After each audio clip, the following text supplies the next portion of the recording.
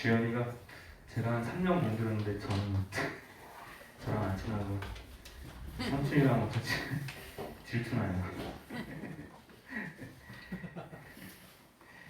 어떻게 보셨어요? 우리 기쁜 마음으로 하나님께 찬양이 언제나 넘치면 찬양드리겠습니다. 박수 칠까요? 찬양이 언제나 넘치며 은혜로 얼굴이 환해요. 성령의 충만한 모습을 서로가 느껴요. 할렐루야 할렐루야 소벽치면서 할렐루야 할렐루야 소리 내시며 할렐루야 할렐루야 그 손을 들고 주님을 찬양해. 감사가 언제나 넘치며 은혜로 얼굴이 환해요. 성령의 충만한 모습을 서로가 느껴요. 할렐루야 할렐루야 손을 치면서 할렐루야 할렐루야 소리 내시며 할렐루야 할렐루야 두 손을 들고 주님을 찬양해. 사랑이 언제나 넘치며 은혜로 얼굴이 환해요. 성령의 충만한 모습을 서로가 느껴요.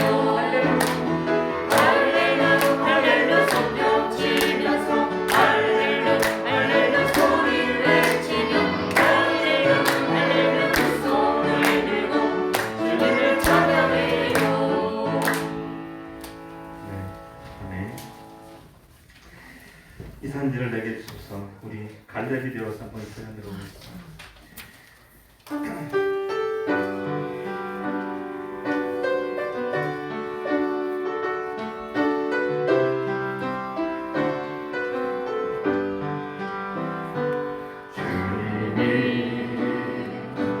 주신 땅으로 한 걸음씩 나아갈 때에 수많은 적들과 견고한 성이 나를 두렵게 하지만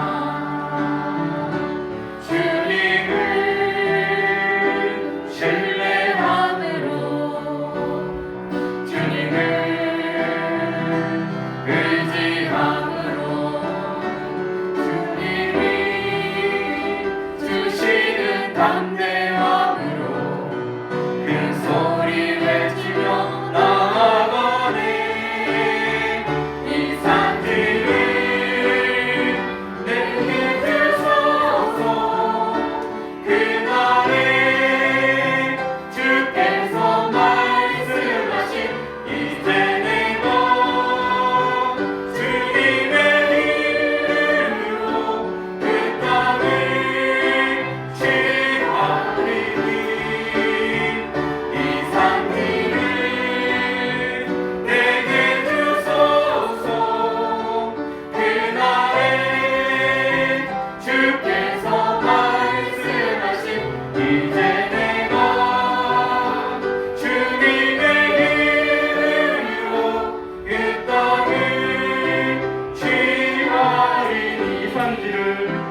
이 산지를 내게 주소서. 내게 주소서. 그날에 주께서 말씀하신 이제 내가 주님의 이름으로 그 땅을 지나리. 이 산지를 내게 주소서. 이 산지를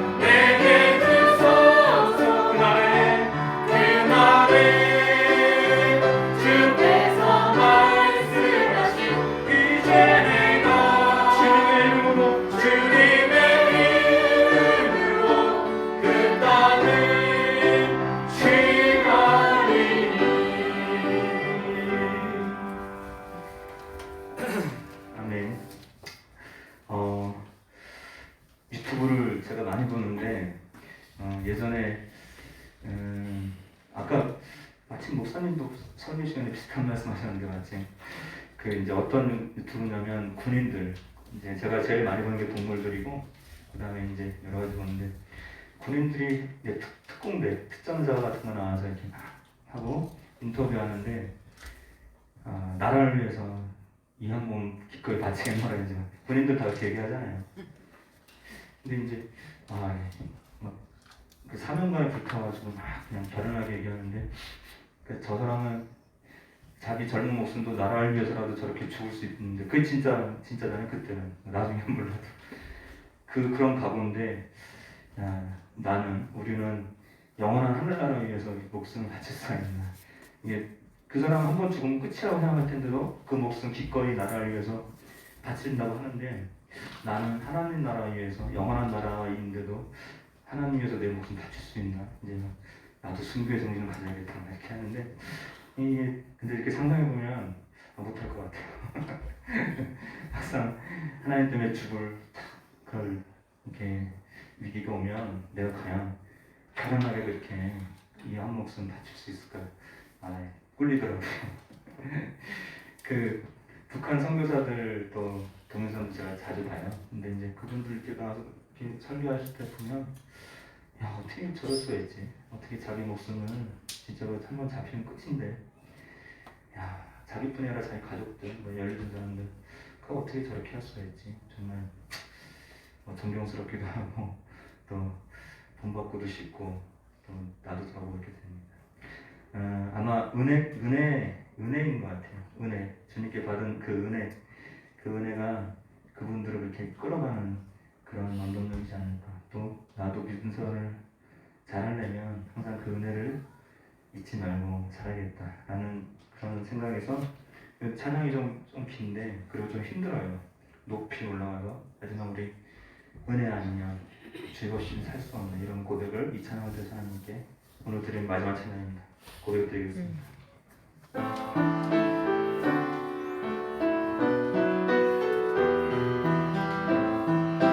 목청껏 부르셔야 돼요. 어둠 속에 영원할 길 몰라 방황할 때에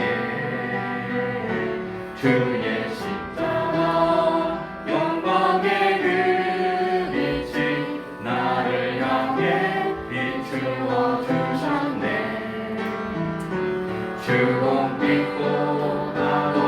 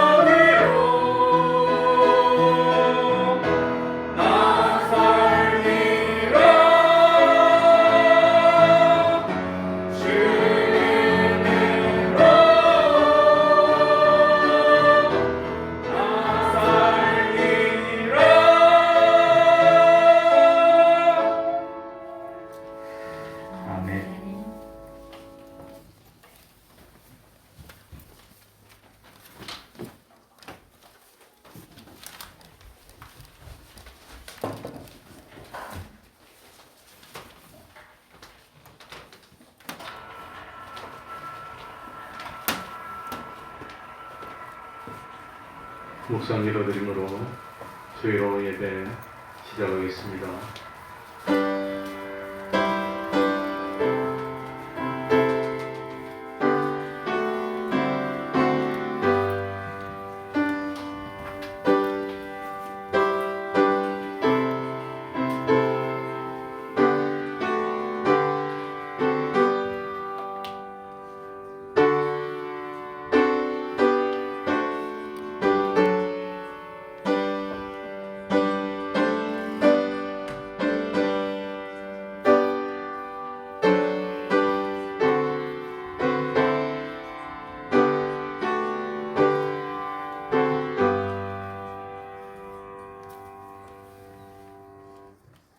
찬송 올리겠습니다. 찬송가 357장입니다. 357장입니다.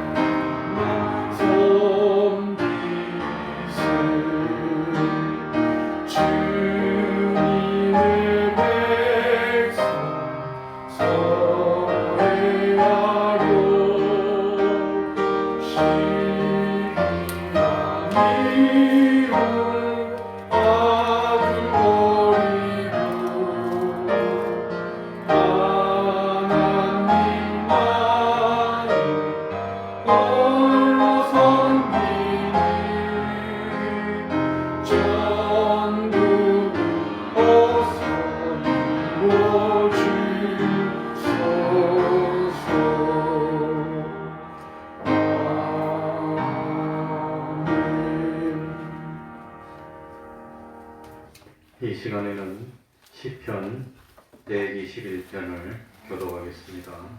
구약 성경 897쪽이 되겠습니다. 시편 121편입니다.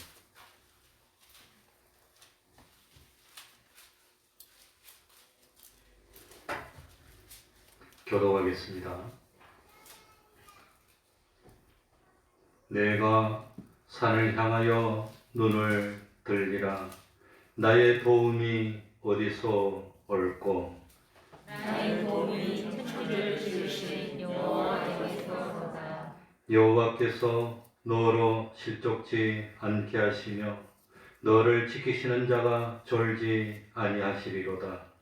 이스라엘을 지키시는 자는 졸지도 아니하고 주무시지도 아니하시리로다. 여호와는 너를 지키시는 자, 여호와께서 뇌 우편에서 뇌 그늘이 되시나니 낮에 내가 너를 삼키지 아니하며 밤에 날도 너를 해치지 아니하리로다. 여호와께서 너를 지켜 모든 환난을 면케하시며 또 내 영혼을 지키시리로다. 여호와께서 너의 출입을 지금부터 영원까지 지키시리로다. 아멘. 이제 통성으로 기도드리겠습니다. 하나님 아버지, 하나님 저희를 간절히 불러주시고 선배 보여주셨습니다.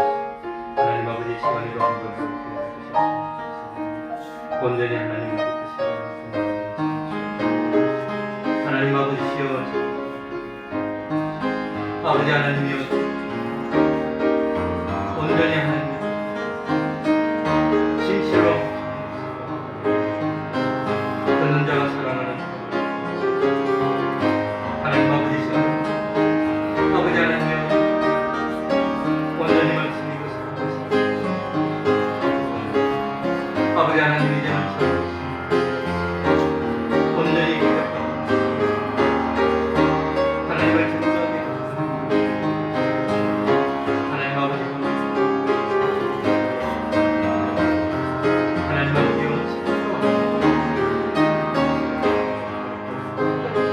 끝까지 믿음을 지키시옵소서. 우리들을 건져야 아버지 하나님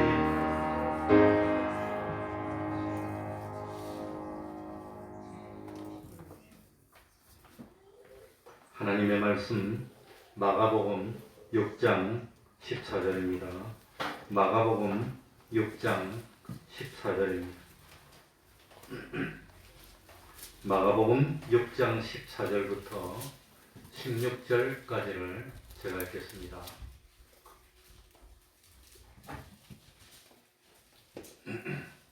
마가복음 6장 14절부터 16절입니다. 제가 읽겠습니다. 이에 예수의 이름이 드러난지라 헤롯 왕이 듣고 가로되 이는 세례 요한이 죽은 자 가운데서 살아났도다. 그러므로 이런 능력이 그 속에서 운동하느니라 하고 어떤 이는 이가 엘리야라 하고 또 어떤 이는 이가 선지자니 옛 선지자 중에 하나와 같다 하되 헤롯은 듣고 가로되 내가 목배인 요한 그가 살아났다 하더라.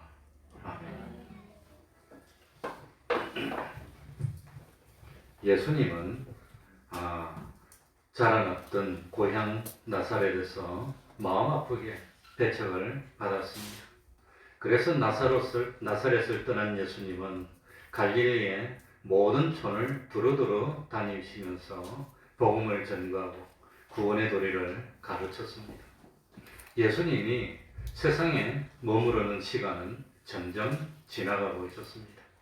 예수님은 일찍이 제자들을 불렀는데 이제 본격적으로 훈련을 시키시며 제자들을 각 촌과 마을로 보내게 됩니다. 예수님은 12제자들을 2사람씩 짝을 지어서 갈릴리의 여러 마을들로 복음을 전하러 보냈습니다. 예수님은 제자를 보내면서 그냥 보내신 것이 아니고 더러운 귀신을 제어하고 쫓아내는 권세를 주었고 그리고 각종 병을 고치고 심지어 죽은 자를 살릴 수 있는 권세까지 주어서 보냈습니다. 또 예수님은 제자들을 보내면서 복음을 전할 때 주의하고 명심해야 될 몇 가지 사항들을 명합니다.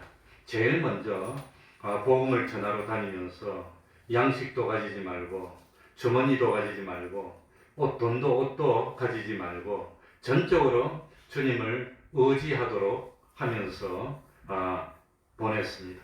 그리고 여러 마을을 다니면서 복음을 전할 때 오로지 예수님을 의지하고 믿음으로 복음을 전하고 또 참 구원의 길을 알려주는 이런 참 좋은 일을 하는데도 핍박을 받을 것이고 미움도 받을 것이고 공회에 잡혀서 채찍에 맞는 일도 있을 것이고 할 것이지만 낙심하지 말고 좌절하지 말고 담대한 마음으로 복음을 계속해서 전해라고 당부했습니다.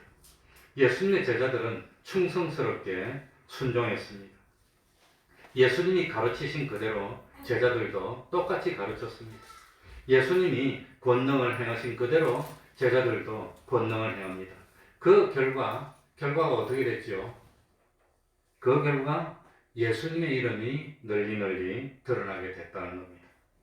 제자들이 복음을 전하고 권능을 행할 때 예수님의 이름으로 복음을 전하고 권능을 행했기 때문에 제자들이 복음을 전할수록 예수님의 이름이 널리 알려지게 됐습니다.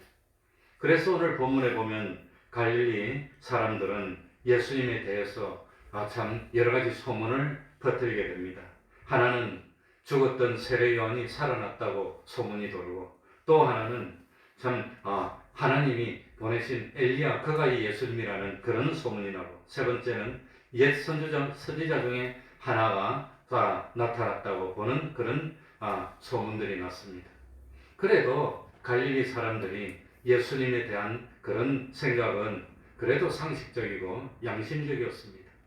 예루살렘에서 내려왔던 그야말로 당시에 이 예수 믿는 사람을 대표하는, 하나님을 믿는 백성을 대표하는 서기관이나 바리새인들은 양심을 속였습니다. 예수님을 가리켜서 귀신의 왕 바알세불이 들어서 이런 능력을 행한다고들 거짓말을 합니다. 그런데 그 사람들에 비해서 갈릴리 사람들은 양심적으로 그래도 세례 요한이 살아난 것이 아닐까, 엘리야가 온 것이 아닐까 라고 생각했지만, 그런 생각은 전혀 합당치 못한 생각이었습니다. 갈릴리 사람들은 예수님의 제자들을 통해서 예수님의 가르치심을 잘 들었습니다. 갈릴리 사람들은 예수님의 제자들을 통해서 나타나는 그 권능을 몸소 봤습니다. 그렇다면 바른 견해를 가져야 할 텐데 그러지를 못했다고 하는 겁니다. 요한복음 20장 28절 말씀대로 예수님을 나의 주시며 나의 하나님이시라고 고백했어야 올바른 겁니다. 그러나 갈릴리 사람들의 예수님에 대한 견해는 하나님이시고 구세주이신 예수님을 사람 중에서 하나라고 생각했던 겁니다.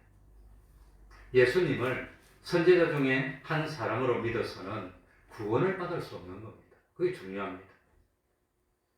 선지자 중에 한 사람이 우리의 죄를 대신 짊어질 수가 없기 때문입니다. 예수님을 세례 요한으로 믿는다고 하더라도 구원을 받을 수가 없습니다. 죽은 세례 요한이 살아나서 우리에게 나타나고 그 놀라운 이적과 기적을 베풀어도 그래도 그 능력으로 우리가 구원받을 수 있는 것이 아니기 때문입니다. 예수님은 하나님의 아들이시고 우리들의 나의 누구시지요? 구세주로 고백하는 그 믿음으로만 구원을 받을 수 있다는 겁니다. 그러니까 하나님은 사람을 가리지 않습니다. 머리가 좋고 나쁨을 가리지 않고 외모도 가리지 않습니다. 누구든지 어떤 사람이라도 예수님을 살아계신 하나님의 아들로 우리들의 구세주로 고백하는 믿음만 있으면 누구라도 다 구원을 받을 수 있도록 길을 놓으셨다고 하는 겁니다. 우리 14절 다 같이 읽겠습니다. 14절입니다. 이에 예수님의 다 같이 읽습니다. 시작. 이에 예수의 이름이 드러난지라 헤롯 왕이 듣고 가로되 이는 세례 요한이 죽은 자 가운데서 살아났도다. 그러므로 이런 능력이 그 속에서 운동하느니라 하고, 여기는 예수님의 이름이 드러난지라 헤롯 왕이 듣고 이렇게 되는데, 같은 내용이 기록된 마태복음 14장 1절에는 보면 그때에 분본 왕 헤롯이 예수의 소문을 듣고 라고 되어 있습니다. 그러니까 우리 14절에서 알 수 있는 첫 번째는 예수님의 이름이 어떻게 된 거죠? 드러나게 되었습니다. 다른 말로 하면 유명하게 됐다는 겁니다. 그리고 두 번째는 뭐지요? 두 번째는 예수님의 이름이 두루두루 유명하게 되고 널리 퍼지게 되니까 그 결과로 그 지방을 다스렸던 헤롯 왕의 귀에게까지도 예수님의 소문이 들어가게 됐다고 하는 겁니다. 복음을 전하고 전도하는 첫 번째 방법이 소문을 내는 겁니다. 소문을 잘 내는 겁니다. 우리 태평동 교회 오니까 참 좋더라고 소문을 내는 겁니다.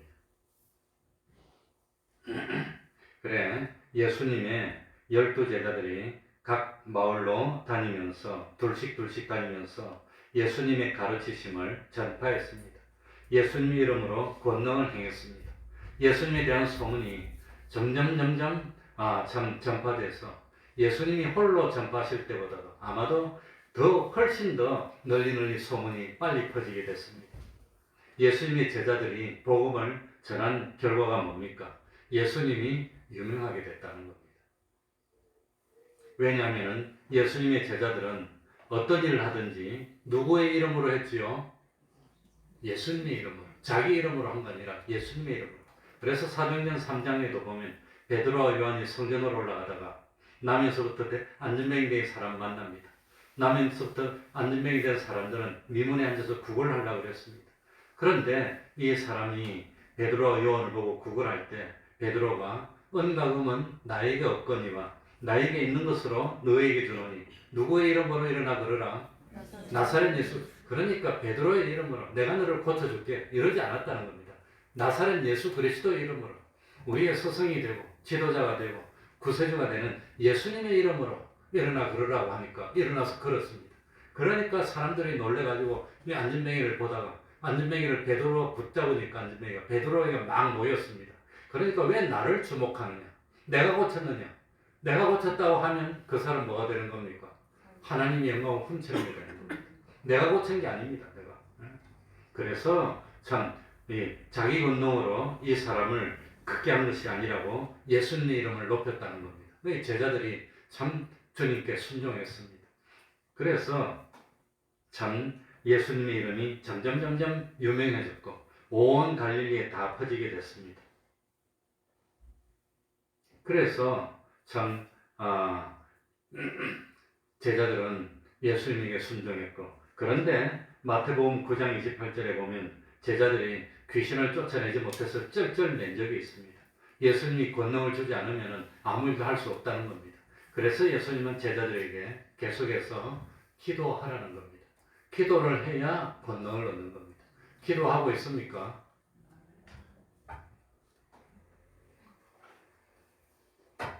우리 태평경교회 성도들은 양반만 모이는가 봐요. 그래서 대답을 잘 안 해요. 기도하고 있습니까? 두 번 하면 대답 잘해요. 그래, 성경에는 마리아라고 이름하는 사람도 많이 나오지만 헤롯이라는 이름을 가진 사람도 10명 나옵니다. 마태복음 2장 1절에 보면 성경에서 처음으로 헤롯이 등장합니다. 이 마태복음 2장 1절에 나오는 헤롯은 예수님이 태어났을 때 그 아기 예수님을 죽이려고 혈안이 되었던 헤롯이 나옵니다. 그게 헤롯입니다. 그런데 역사가들은 아기 예수님을 죽이려고 했던 헤롯 왕을 헤롯 1세라고 합니다. 그리고 헤롯 1세가 뭡니까? 예루살렘 성전을 건축하는 많은 일을 했기 때문에 헤롯 대왕으로 부릅니다. 헤롯 대왕. 그런데 이 헤롯 대왕은 예수님이 탄생하시고 난 뒤에 얼마 못 돼서 죽고 맙니다. 그리고 헤롯 대왕에게는 아내가 10명이 있었답니다. 아내가 10명이 많습니까? 적습니까? 아마 왕비가 1명 있고 후궁들이 있고 이래서 우리 조선에도 뭐 아내가 한 20명이 있었던 왕도 있으니까 그거보단 적네도 10명이 있었는데 그러니까 자연스럽게 헤롯 대왕에게 배다른 형제들이 많이 있었습니다. 그리고 난 뒤에 그런데 헤롯 대왕이 죽고 난 뒤에 헤롯 대왕이 다스리던 그 팔레스타인 영토를 4등분으로 나눕니다. 4등분으로 나눠서 4명의 아들들이 한 군데씩 맡아가지고 다스리게 됐습니다. 그래서 헤롯 대왕의 아들들 중에서 이 그 갈릴리와 그 다음에 뭡니까 디베랴 지방을 다스리던 아들이 있었는데 그 아들이 바로 오늘 나오는 헤롯입니다. 그래서 그 헤롯 대왕의 아들들이 영토를 나누어서 다스렸는데 그 영토를 나누어서 다스리던 왕을 분봉왕이라고 그러는 겁니다.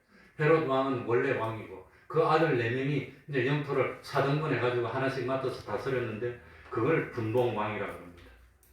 그 분봉왕 중에서 예수님이 주로 활동하던 갈릴리와 베레아 지방을 다스리던 아들이 헤롯인데 그 헤롯을 역사가들이 헤롯 안티파스라고 하는 겁니다. 그러니까 오늘 여기 성경에 나오는 헤롯 14절에 헤롯 왕이 듣고 이 헤롯은 헤롯 1세의 아들입니다. 그 아들인데 그 이름이 헤롯 안티파스라고 하는 겁니다. 이 헤롯 안티파스는 예수님이 주로 복음을 전했던 갈릴리 해변에 수도를 세웠습니다. 그리고 로마 황제 이름을 따라서 그 갈릴리 해변에 있는 수도를 디베레라고 불렀습니다. 그런데 이 디베라는 원래 공동묘지였다 그럽니다. 그러니 공동묘지, 이 시신을 부정하게 여겼던 이스라엘 사람들은 디베라를 부정한 것으로 여기고 디베라에 가는 것을 꺼렸습니다. 성경에 보면 예수님이 디베라로 갇혔다는 기록이 한 번도 안 나옵니다. 그리고 이 헤롯 안티파스는 뭡니까? 베레아 지방의 마케루스라고 하는 곳에도 왕궁을 만들었습니다. 이 마케루스라고 하는 그곳에 왕궁을 만들었는데 세례 요한이 갇혀 있다가 목배임을 당한 것이 바로 이 마케루스입니다.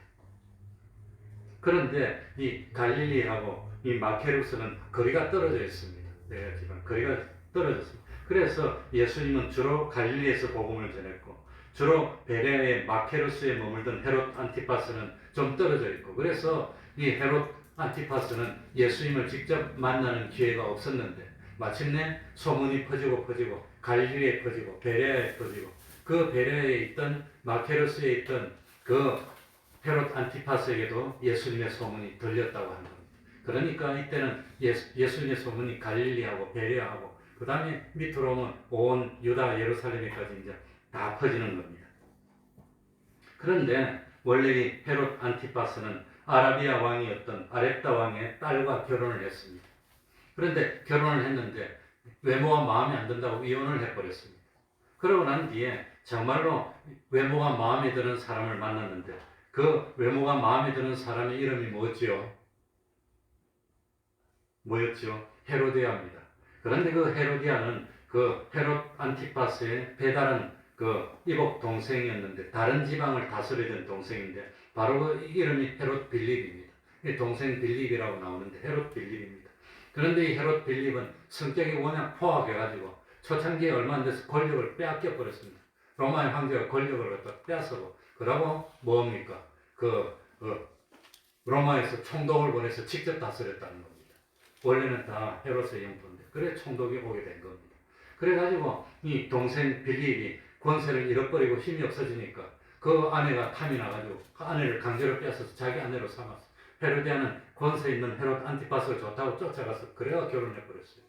그런데 재밌는 사실은 헤롯 안티파스하고 헤롯 빌립은 배다른 형제고 헤로디아는 조카입니다. 조카. 또 다른 배다른 형제의 딸입니다. 그러니까 이 헤로디아는 자기 외삼촌 둘이하고 연거푸 결혼을 한 거니까 얼마나 참 문란하고 복잡합니까. 그러니 이런 일을 보고 그 참 정의감이 불탔던 세례 요한이 참을 수가 없는 겁니다. 그래가지고 세례 요한이 그 가감하게 나와가지고 이 헤롯 안티파스에게 와서 그 동생의 아내를 그 훔쳐간 것은 잘못이다, 죄다 이렇게 말했다가 감옥에 갇혔어. 그래가지고 참 결국은 죽게 되는데 이 헤롯 안티파스는 예수님의 소문을 듣고 예수님을 그렇게 존경했답니다. 역사책이고 그리고 예수님을 두려워하고 존경하고 만나보고 싶어하고 그랬는데 자기 권력을 위해서 존경했던 예수님을 죽여버렸다고 하는 겁니다.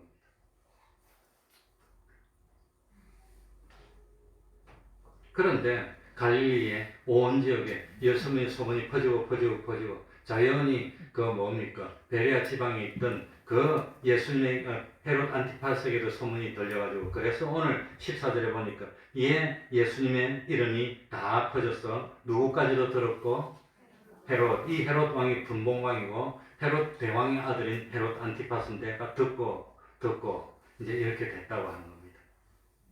그리고 헤롯 안티파스가 예수님의 소문을 듣고 참 뭘 알 수 있나 당시 예수님에 대한 소문이 세 가지로 났다고 하는 겁니다. 하나는 뭡니까? 하나는 14절 하반절에 헤롯 왕이 듣고 이는 세례 요한이 죽은 자 가운데서 살아났도다 이렇게 믿었다고 하는 겁니다. 누가복음 9장 7절에 같은 내용이 기록되는데 이는 어떤 사람들은 요한이 죽은 자 가운데서 살아났다고도 하며 그러니까 헤롯 대왕이 생각할 때 야 세례 요한이 살아난 거 아니냐 내가 죽였는데 또 살아났구나 또 살아났으니까 어떻게 해야 되겠다? 또 살아났으니까 내가 죽였는데 살아났어요. 그럼 어떻게 해야 됩니까? 잡아서 또 죽여야지. 그게 지도자입니다. 그게 이제 권력자들의 마음입니다. 나옵니다. 좀 있으면. 그러니까 참 헤롯 대왕은 세례 요한이 살아난 거 아니냐. 또 누가복음 9장에는 갈릴리 사람들 중에서도 세례 요한이 살아난 것이 아니냐 이렇게 생각했다고 하는 겁니다. 그러니까 예수님하고 세례 요한하고 비슷한 점이 많습니다. 첫 번째 뭐가 같지요? 나이가 같습니다. 6개월 차이입니다. 두 번째는 복음을 전할 때 뭐라고 전했지요? 예수님도 복음을 전할 때 처음에 뭐라고 했지요? 뭐하라? 회개하라 천국이 가깝다. 세례요한도 복음을 전할 때 처음에 뭐라고 전했죠? 회개하라 천국이 가깝다. 똑같이 전했어요. 그러니까 혼돈하기 쉬워요. 나이도 똑같이 아마도 뭐 덩치도 비슷한지 몰라. 세례요한하고 예수님하고는 친척 관계입니다. 그러니까 아마도 사촌인지 육촌인지 뭐 팔촌인지 그건 모르지만 친인척 관계니까 그러니까 비슷했고 그 혼돈하기 좋았던 것이 아닌가. 그런데 14절 끝에 보니까 뭐라고 되어 있습니까? 이는 세례 요한이 죽은 자 가운데서 살아났도다. 그러므로 이런 능력이 그 속에서 운동하느니라. 예수님이 막 기적을 행하고 능력을 행하니까 세례 요한이 살아났기 때문에 이런 능력을 행하는 것이 아닌가. 그런데 그거는 잘못된 생각입니다. 왜냐하면은 요한복음 10장 41절에 보면은 세례 요한은 세상에 있을 때 기적을 단 한 번도 행한 적이 없다고 하는 겁니다. 그런데도 사람들은 세례 요한이 신령하고 그러니까 기적을 막 행하니까 세례 요한이 능력 때문에 저런 건가? 세례 요한은 세상에 있으면서 기적을 행한 적이 없습니다. 그러니까 예수님에게 나타난 능력은 세례 요한의 어떤 뭐 영향이나 그런 게 아니라고 하는 겁니다. 15절로 갑니다. 두 번째. 이 15절에는 다른 예수님에 대한 두 가지 견해가 나옵니다. 15절 다 같이 읽겠습니다. 어떤 이는 같이 읽습니다. 시작. 어떤 이는 이가 엘리야라 하고 또 어떤 이는 이가 선지자니 옛 선지자 중에 하나와 같다 하되. 그래서 두 번째 견해는 엘리야가 아니냐. 엘리야는 이스라엘에 아합 왕이 있을 때에 타락한 그 이스라엘을 신랄하게 꾸짖었던 하나님의 사람이었고, 이 엘리야는 엘리사와 더불어서 그 참 권능, 기적을 가장 많이 베푼 선지자 중에 한 사람이 엘리야였습니다. 심지어 엘리야는 사르밧 가부의 죽은 아들을 살리기도 했었습니다. 그리고 엘리야는 산채로 해리바람을 타고 불말들을 타고 하늘나라로 올라갔던 하나님의 사람이었습니다. 그래서 갈릴리 사람들 중에 일부는 죽지 않고 올라갔으니까 죽지 않고 그대로 또 엘리야가 내려온 것이 아닐까, 그런 생각을 했다고 하는 겁니다. 죽지 않고 올라간 엘리야가 또 내려온 것이 아닐까. 더군다나 오전에 말씀드렸듯이 말라기 4장 5절과 말라기 3장 1절에 보면 하나님이 메시아를 보내기 전에 선지자 엘리야를 먼저 보내서 그래가지고 주님의 길을 예비할 것이라고 했는데 그 엘리야가 이분이 아닐까, 그렇게 생각했다고 하는 겁니다. 그러나 예수님은 엘리야입니까? 예수님은 예수님입니까? 예수님입니다. 그래, 마태복음 11장 13절 14절 말씀처럼 예수님의 제자들은 세례 요한이 말라기에 예언된 엘리야임을 배워서 알고 있습니다. 세례 요한하고 엘리야는 다릅니다. 그럼 예수님의 제자들이 다니면서 복음을 전할 때 예수님을 엘리야라고 전할까요? 예수님은 하나님의 아들이라고 전했을까요? 분명히 하나님의 아들이고 우리의 구세주라고 전했을 겁니다. 그럼에도 불구하고 이 갈릴리 사람들은 제자들이 무슨 말을 해도 못 듣는 겁니다. 뭐에만 관심이 있습니까? 오병이의 기적처럼 이적을 행하는 그런 데만 관심이 있지 예수님이 뭐라고 하는지 거기 관심이 없다는 겁니다. 그래서 저도 전도사 때 실험을 많이 해봤습니다. 과연 성도들이 얼마나 참 앞에서 말하는 말을, 이 설교나 이런 광고를 얼마나 참 마음 깊이 들을까. 정말 거짓말 같았어요.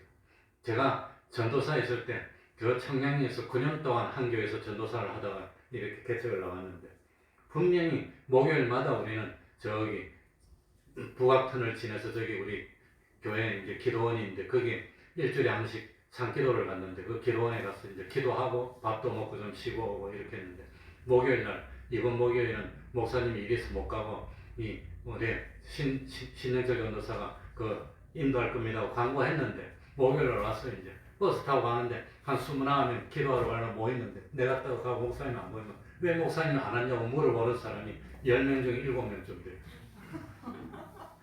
그러니까 분명히 광고했는데 10명 중에 한 7명은 안 들은 거예요.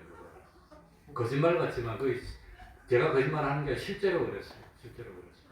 물어보면 몰라 사람들이. 그만큼 안 들어요. 그만큼. 그러니까 우리는 그거 보고 우습게 여겨야 됩니다. 우리는 100% 다 들어야 됩니다.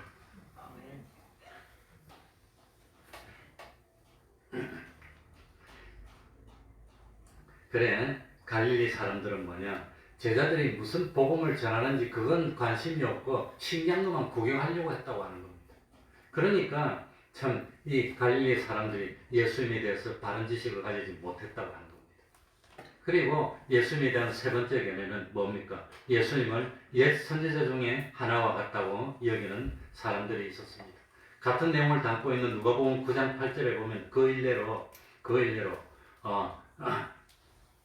마태복음 16장 14절에 보면 그 예레미야, 예수님 보고 예레미야가 아닐까 그렇게 생각했습니다. 근데 하나님이 시대마다 선지자를 세웁니다. 선지자의 하는 특징 세 가지가 있습니다. 선지자의 하는 일 첫 번째는 뭐였을까요? 베개지.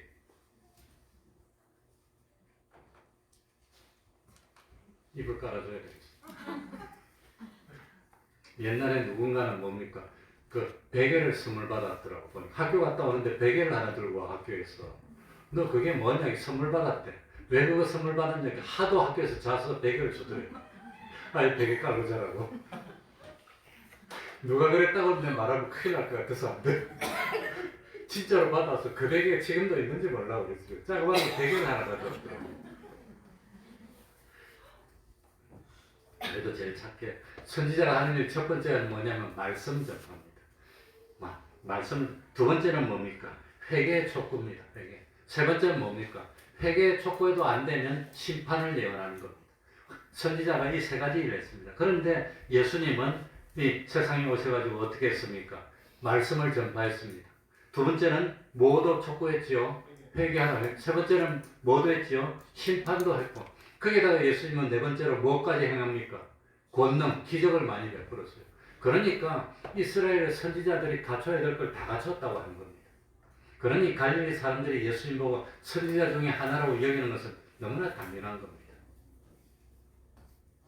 사실 말라기 이래로 이스라엘 땅에 400년 동안 아무런 선지자가 세움을 받지 못했습니다.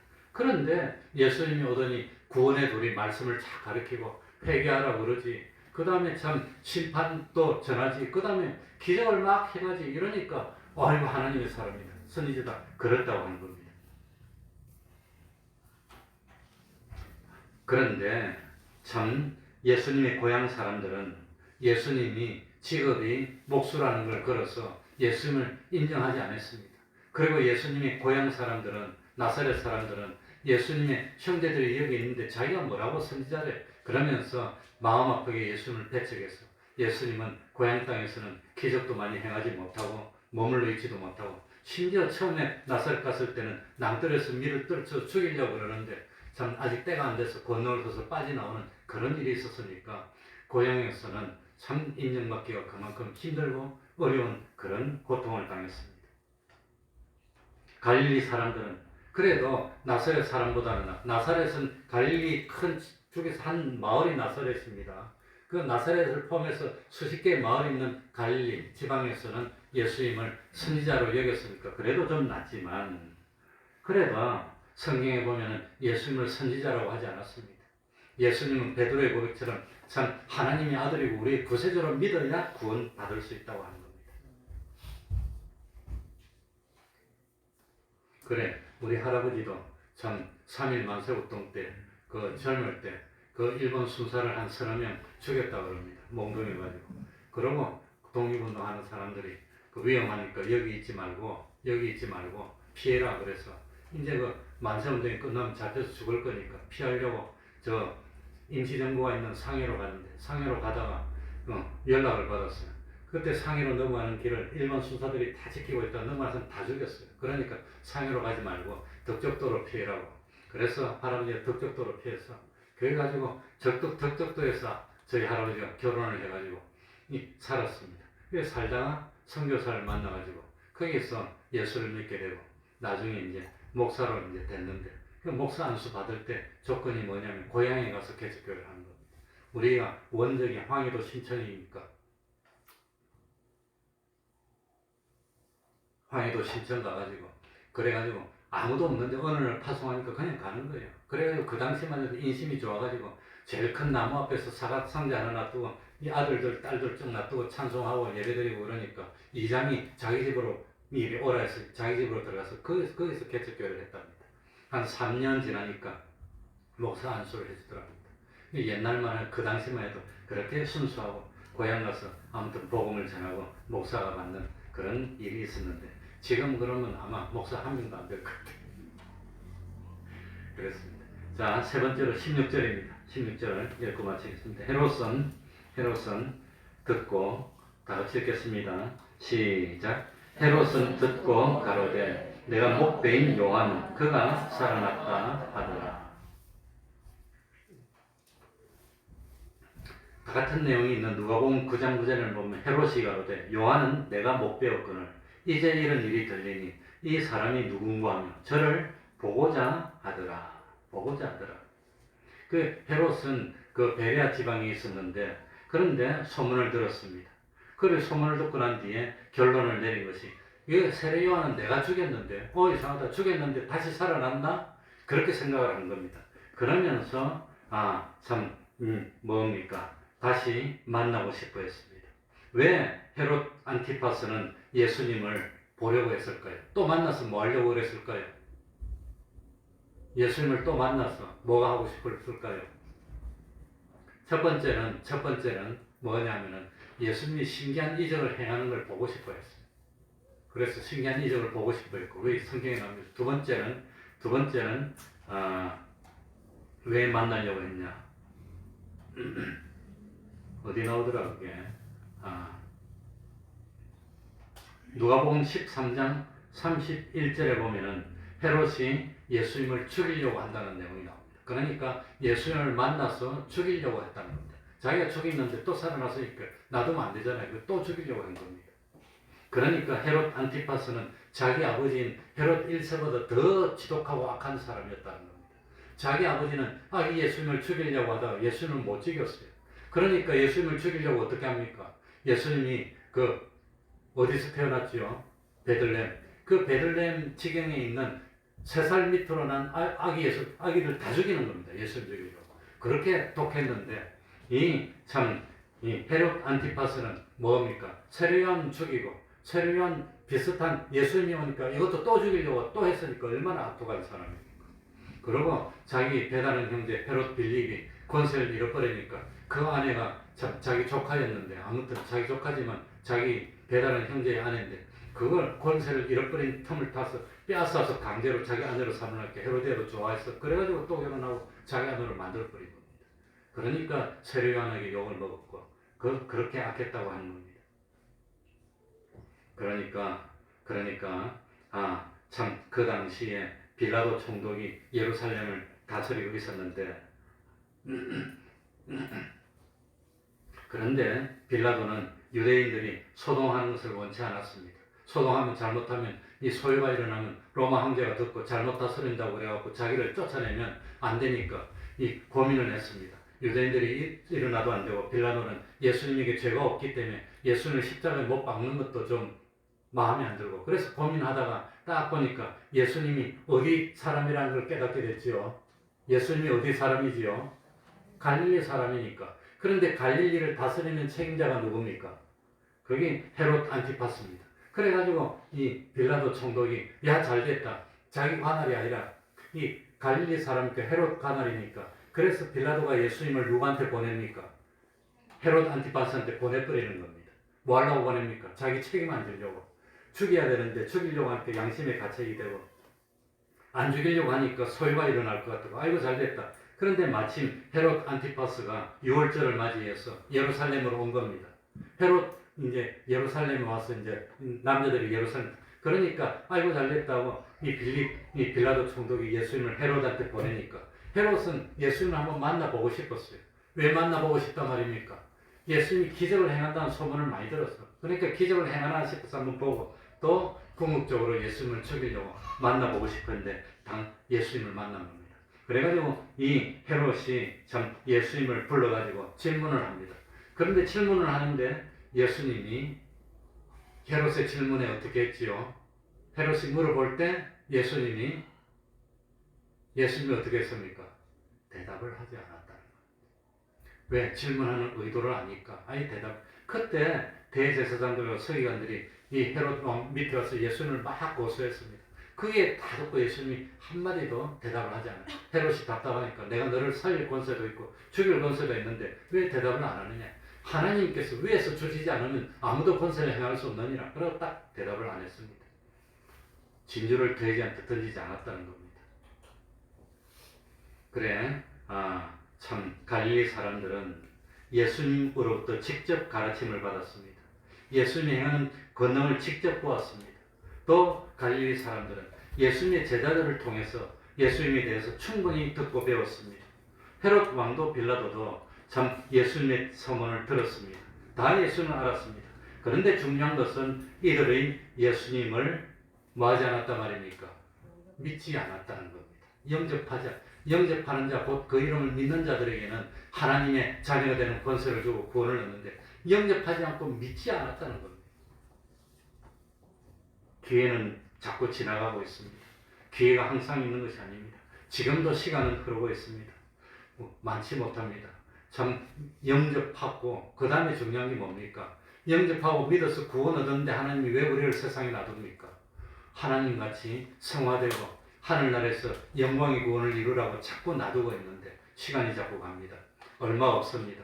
그러니 참 하나님 앞에 기회가 지나가기 전에 진실로 영접하고 충성하여서 하늘나라의 창고에 보화를 많이 쌓고 참 하늘나라에서 부끄럽지 않은 자랑스럽고 영광스러운 구원을 이루는 우리들이 되도록 노력해야 되겠습니다. 기도하겠습니다.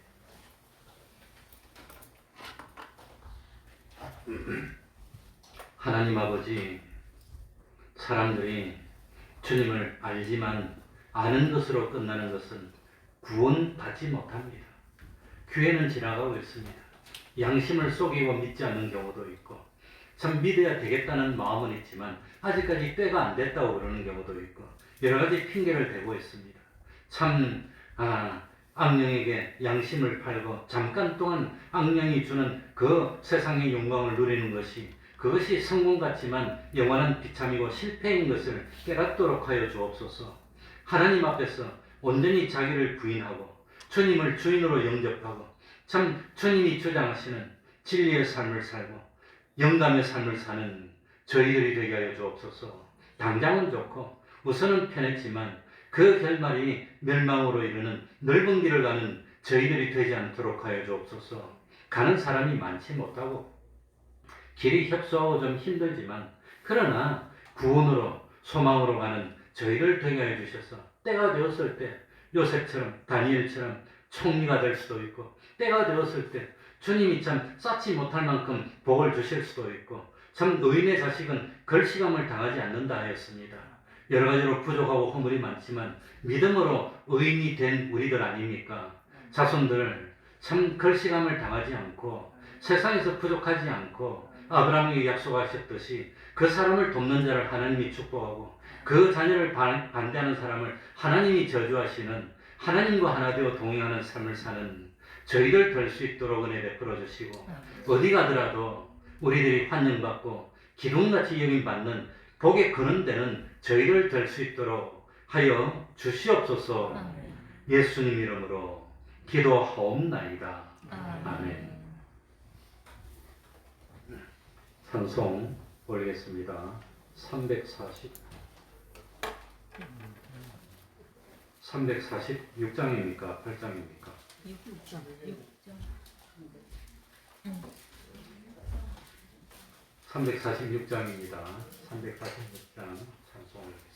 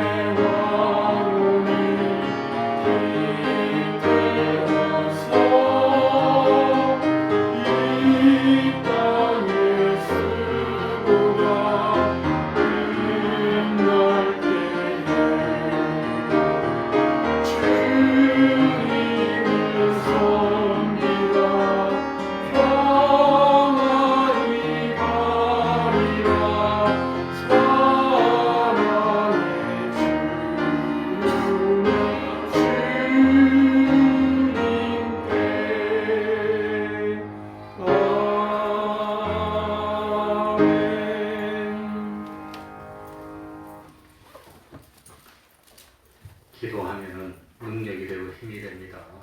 매일매일 30분 기도하시기 바랍니다. 매일 성경 읽으시기 바랍니다. 육의 양식도 먹고 매일 영의 양식도 먹어야 됩니다. 전도는 우리의 사명입니다. 하나님이 함께하는 가정이 되도록 가정 예배를 생활하시기 바랍니다. 매주 금요일 밤 8시, 9시, 8시부터 한 8시 반까지 기도하고 있습니다. 매주 토요일 오후 4시에 찬양전도 하고 있습니다. 오늘 많이 못 나오셨는데 안부도 살피시고 온라인, 오프라인으로 다들 챙겨주시기 바랍니다. 그리고 교회가 아니더라도 한 주일 동안 생활하면서도 그 방역 수칙을 철저히 지켜서 우리들이 코로나를 참 퇴치하는데 앞장서야 되겠습니다. 하나님의 영광을 위해서라도 교회를 높이기 위해서라도 철저하게 손소독하고 마스크 쓰고 사람들 하신 대로 조심하고 그래서 방역 수칙을 잘 지키고 해야 되겠습니다. 그럼 다 같이 일어나셔서 삼냥 찬송 부르고 주기도문을 마치겠습니다.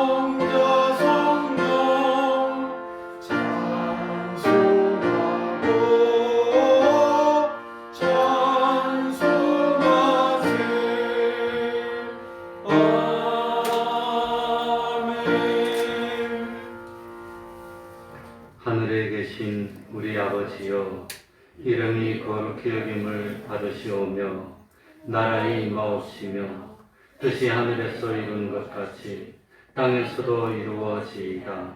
오늘날 우리에게 일용할 양식을 주옵시고 우리가 우리에게 죄 지은 자를 사하여 준 것 같이 우리 죄를 사하여 주옵시고 우리를 시험에 들게 하지 마옵시고 다만 악에서 구하옵소서.